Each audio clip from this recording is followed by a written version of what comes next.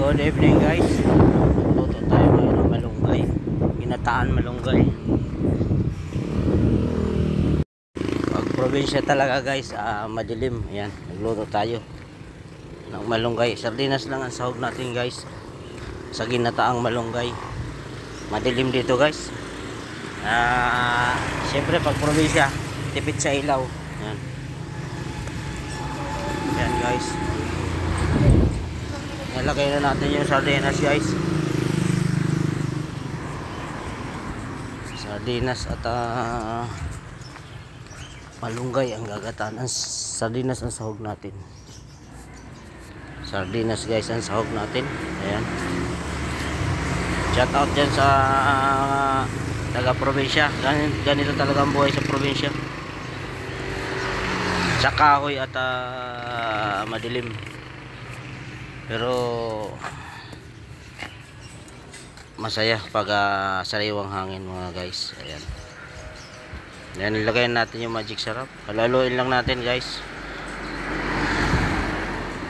Ayan.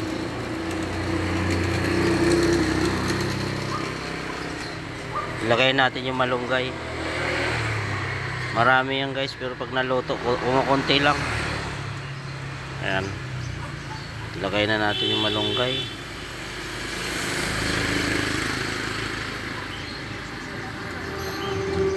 Shout out dyan sa mga kumakain ng malunggay guys.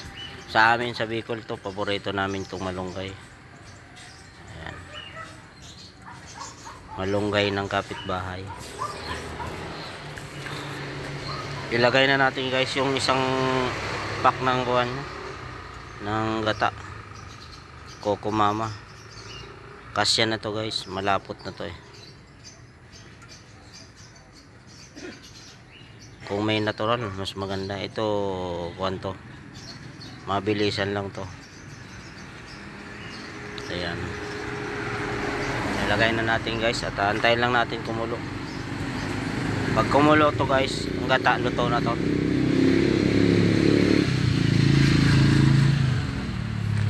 Luto na yan guys pag kumulo.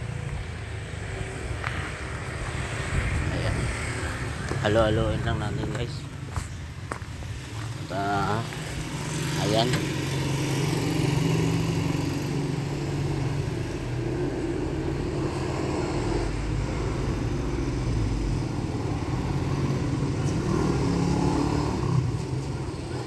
Ayan, luto na guys. Kumukulo na.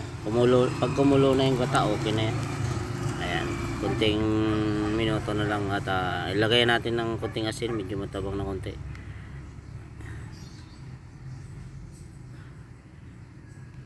Ayan. Medyo madilim ano guys, pero kitang kita naman yung kuha natin niluluto, malunggay. Ayan, luto na guys. Ayan, sandok na tayo. Ayan, gata pa lang, solved ka na. Ayan, thank you for watching mga guys. Ayan, pakashare naman kung nagustuhan nyo ang ating ginataang malunggay.